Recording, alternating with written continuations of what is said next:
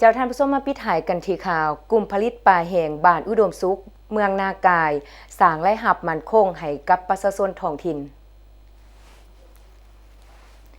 เขื่อนไฟฟ้าน้ำเทิน2บ่เพียงแต่เป็นแหล่งผลิตไฟฟ้าที่สำคัญของประเทศแต่ยังเป็นแหล่งทรัพยากรธรรมชาติที่หล่อเลี้ยงวิถีชีวิตและสร้างโอกาสด้านอาชีพให้แก่ประชาชนอ้อมข้างอ่างเก็บน้ำ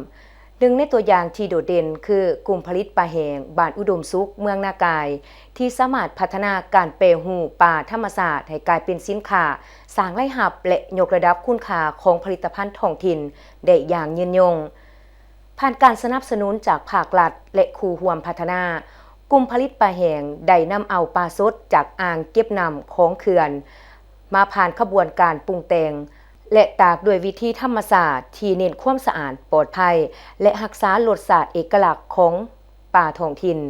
เฮ็ดให้สินค้าได้รับความนิยมจากผู้บริโภคทั้งภายในและต่างแขวงพร้อมกันนั้นการติดตามและสุขอยู่จากภาคส่วนที่เกี่ยวข้องยังได้ช่วยพัฒนาฝีมือการผลิตการออกแบบบรรจุภัณฑ์การรักษาคุณภาพสินค้าและการขยายช่องทางการตลาดเพื่อเฮ็ดให้ผลิตภัณฑ์สามารถเข้าถึงผู้บริโภคได้อย่างกว้างขวางขึ้นการแปรรูปมาเป็นปลาแห้งบ่เพียงแต่ช่วยแก้ไขปัญหาปลาล้นตลาดในฤดูฝนแต่ยังเป็นการเพิ่มมูลค่าให้วัตถุดิบท้องถิ่นสร้างรายรับที่มั่นคงให้แก่ชาวประมงและสมาชิกกลุ่ม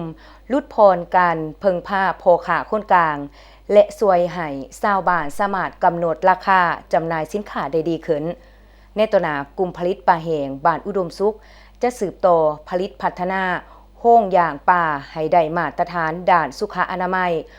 ยกระดับสินค้าให้เป็นผลิตภัณฑ์ที่เด่นของท้องถิ่นโอดอปของเมืองนากายพร้อมทั้งส่งเสริมการประมงแบบยืนยงบ่นำใส่เครื่องมือหาปลาที่ผิดกฎหมายเพื่อรักษาทรัพยากรสัตว์น้ำในอ่างเก็บน้ำให้คงอยู่